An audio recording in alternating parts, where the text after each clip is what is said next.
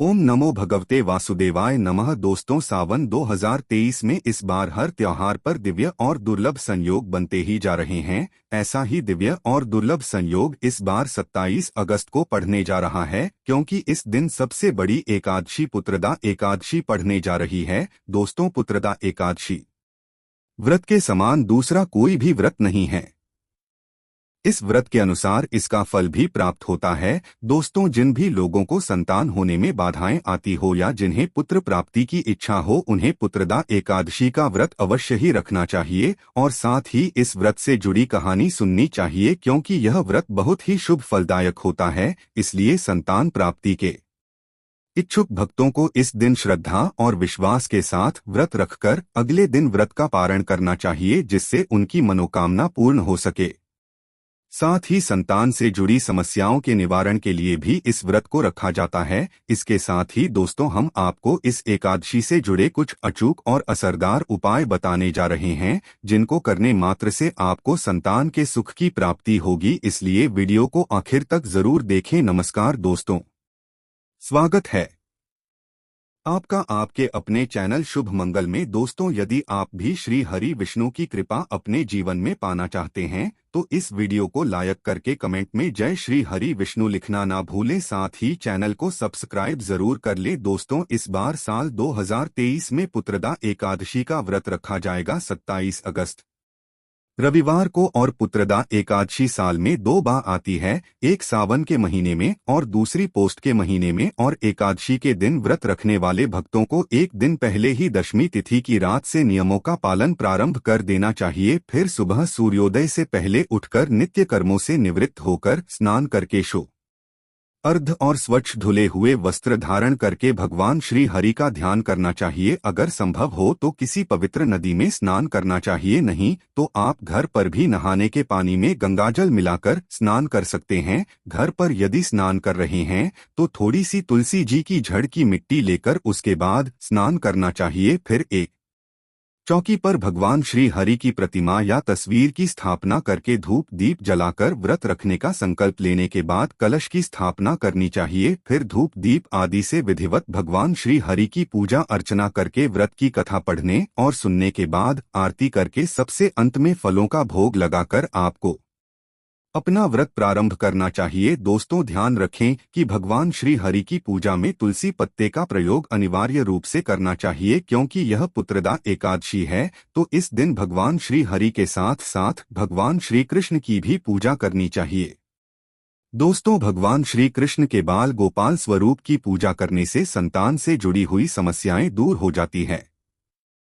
तो इस दिन आप भगवान श्री कृष्ण को माखन मिश्री का तुलसी जी की मंजूरी का भोग लगाना मत भूलिएगा। दोस्तों, एकादशी तिथि प्रारंभ होगी 27 अगस्त रविवार को 12:09। दोस्तों, देखा जाए तो 26 अगस्त शनिवार की मध्य रात्रि का समय होगा और एकादशी तिथि समाप्त होगी 27 अगस्त रविवार की रात को ही 9:32 पर। इस प्रकार से रविवार के दिन सारा दिन ही एकादशी तिथि रहेगी। रात के समय द्वादशी तिथि प्रारंभ हो जाएगी। द्वादशी तिथि प्रारंभ होगी 27 अगस्त रविवार की रात 9:33 से और समाप्त होगी 28 अगस्त सोमवार की शाम 6:23 पर। अगर आपने एकादशी का व्रत रखा है तो आप पुत्रदा एकादशी का व्रत खोल सकते हैं 28 अगस्त सोमवार की सुबह 6:12 से लेकर 9:45 के अंदर अंदर, क्योंकि सावन का महीना चल रहा है।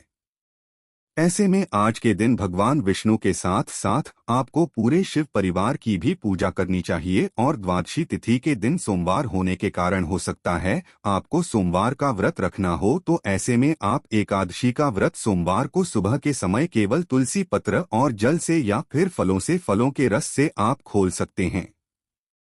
और उसके बाद जब एकादशी व्रत का पारण आप कर लेंगे, फिर आपको सोमवार व्रत के नियमों का पालन करके सोमवार की पूजा करनी चाहिए। सोमवार व्रत की कथा पढ़ने या सुननी चाहिए सुबह के समय। जब ऐसी स्थिति में जब आपका दूसरा व्रत हो तो अन्न का या नमक का त्याग आपको करना है। भूले से भी अन्न या नमक आपको नहीं ग्रहण करना है। फिर सोमवार व्रत का पालन करते हुए शाम के समय आप जिस भी प्रकार का फलाहार सोमवार व्रत में लेते हो उस प्रकार का फलाहार आप ले सकते हैं, क्योंकि सोमवार के दिन ही त्रयोदशी तिथि भी है।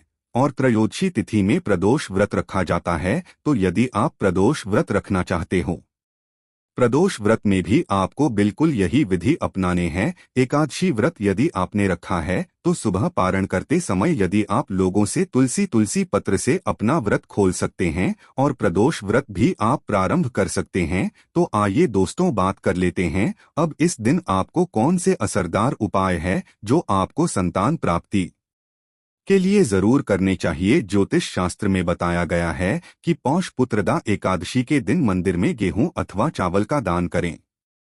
मान्यता है कि ऐसा करने से व्यक्ति और संतान को लंबी बीमारी से छुटकारा मिल जाता है। एकादशी तिथि के दिन पीपल के पेड़ के नीचे दीपक जलाएं और वृक्ष की पूजा करें।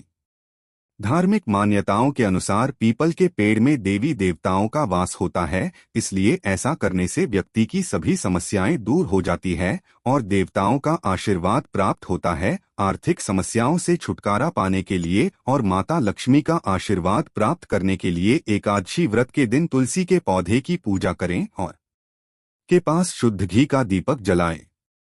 शास्त्रों में बताया गया है कि भगवान विष्णु को पीला रंग सर्वाधिक प्रिय है, इसलिए पौष पुत्रदा एकादशी व्रत के दिन पूजा काल में भगवान विष्णु को धूप दीप के साथ पीले रंग का पुष्प फल और वस्त्र अर्पित करें। ऐसा करने से श्री हरि अपने भक्तों से सर्वाधिक प्रसन्न होते हैं। पुत्रदा एकादशी के दिन बच्चे के ललाट पर केसर का तिलक लगाएं। साथ ही किसी गरीब व्यक्ति को भी पीला कपड़ा दान करें। इस उपाय से बच्चे का भविष्य उज्ज्वल बनता है और उसकी बुद्धि भी तीव्र होती है।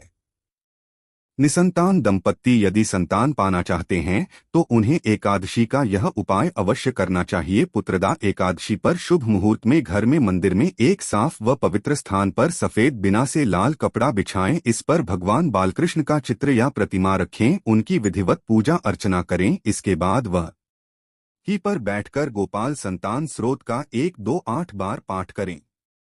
भगवान से संतान देने की भी प्रार्थना करें। इस उपाय से संतान की प्राप्ति होती है। यदि आप धन संपत्ति और मान सम्मान पाना चाहते हैं तो पुत्रदा एकादशी के दिन मां लक्ष्मी और गणेश जी की पूजा करें। पूजा के बाद उन्हें चढ़ाया गया प्रसाद खुद के प्रयोग मिले, साथ ही गरीबों को भी यथासंभव भोजन वस्त्र आदि दान कर ले। तो आइए दोस्तों अब जान लेते हैं पुत्रदा एकादशी की व्रत कथा। दोस्तों, पुत्रदा एकादशी व्रत करने वाले व्यक्ति को पूजा के बाद श्रावण पुत्रदा एकादशी व्रत की कथा जरूर सुननी चाहिए। ऐसा करने से व्रत पूर्ण होता है और मनोकामनाएं पूरी होती है। अब आप शांतिपूर्वक इसकी कथा सुनी है। इसके सुनने मात्र से कि वाजपेयी यज्ञ का फल मिलता है। द्वापर युग के आरंभ में महिष्मती नाम की एक नगरी थी जिसमें महिजित नाम का राजा राज्य करता था, लेकिन पुत्रहीन होने के कारण राजा को राज्य सुखदायक नहीं लगता था। उसका मानना था कि जिसके संतान न हो उसके लिए यह लोक और परलोक दोनों ही खदायक होते हैं।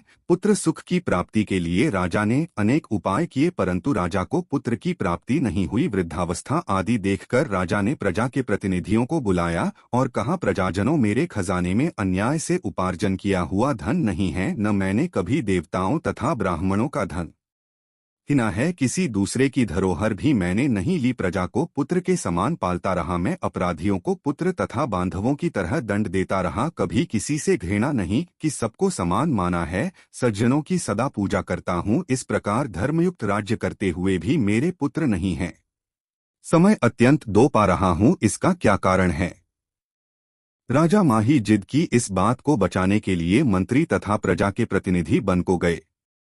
वहां बड़े बड़े ऋषि मुनियों के दर्शन किए। राजा की उत्तम कामना की पूर्ति के लिए किसी श्रेष्ठ तपस्वी मुनि को देखते करते रहे। एक आश्रम में उन्होंने एक अत्यंत वयोवृद्ध धर्म के जाता बड़े तपस्वी परमात्मा में मन लगाए हुए निराहार जितेंद्रिय जिता आत्मा जिद क्रोध सनातन धर्म हम के गुर तत्वों को जानने वाले समस्त शास्त्रों के ज्ञाता महात्मा लोमश मुनि को देखा, जिनका कल्प के व्यतीत होने पर एक रोम गिरता था। सबने जाकर राशि को प्रणाम किया। उन लोगों को देखकर मुनि ने पूछा कि आप लोग किस कारण से आए हैं? निस्संदेह मैं आप लोगों का हित करूंगा, मेरा जन्म केवल दूसरों के उपकार के लिए हुआ है, में संदेह मत करो। लोमश राशि के ऐसे वचन सुनकर सब लोग बोले, महाशय, आप हमारी बात जानने में ब्रह्मा से भी अधिक समर्थ है, आप हमारे इस संदेह को दूर कीजिए। महिष्मति पुरी का धर्मात्मा राजा प्रजा का पुत्र के समान पालन करता है, फिर भी वह पुत्रहीन होने के कारण दुखी है। उन लोगों ने आगे कहा कि हम लोग उसकी प्रजा है, हाथ उसके धोख से हम भी दुखी है। आपके दर्शन से हमें पूर्ण विश्वास है कि हमारा यह संकट अवश्य दूर हो जाएगा, क्योंकि महान पुरुषों के दर्शन मात्र से अनेक कष्ट दूर हो जाते हैं। अब आप कृपा करके राजा के पुत्र होने का उपाय बतलाए। यह वार्ता सुनकर ऋषि ने थोड़ी देर के लिए नेत्र बंद किए और राजा के पूर्व जन्म का वृत्तांत जानकर कहने लगे कि यह राजा पूर्व जन्म में एक निर्धन वैश्य था। निधन होने के कारण इसमें कई बुरे कर्म किए। यह एक गांव से दूसरे गांव व्यापार करने जाया करता था। एक समय मास के शुक्ल पक्ष की द्वादशी के दिन मध्याह्न के समय जबकि वह 2 दिन से भूखा प्यासा था, एक जलाशय पर जल पीने गया। उसी स्थान पर एक तत्काल की ब्याही हुई प्यासी गौ जल पी रही थी। राजा ने उस प्यासी गाय को जल पीते हुए हटा दिया और स्वयं जल पीने लगा, इसीलिए राजा को यह दुख सहना पड़ा। एकादशी के दिन भूखा रहने से राजा हुआ और प्यासी गांव को जल पीते हुए हटाने के कारण पुत्र वियोग का दुख सहना पड़ रहा है।